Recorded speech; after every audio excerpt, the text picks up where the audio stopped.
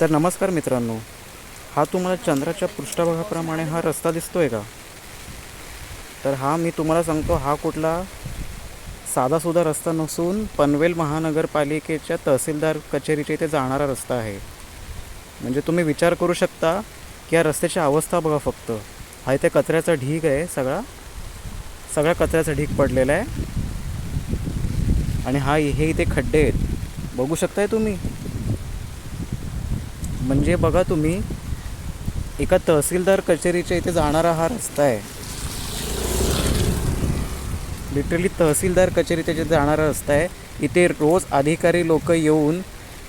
कितीतरी अधिकारी लोक येऊन सामान्य लोकांना आपली कामं करतात, या रस्त्याने जातात. पण तुम्ही विचार करा, कोणाचंही लक्ष कसं गेलं नाही आहे अजूनपर्यंत. मेन म्हणजे महानगरपालिका तरी अजूनपर्यंत कशी काय झोपलेली आहे या प्रश्नाला घेऊन. बघा म्हणजे फक्त हा तुम्ही रस्ता बघा. इथे तुम्ही बघता एवढे मोठे मोठे इमारती इथे बांधलेल्या आहेत या लोकांनी, पण इथे जाणारे रस्ते बघा तुम्ही. फक्त इथे बघू शकता तुम्ही, ही अवस्था आहे आजच्या पनवेलची.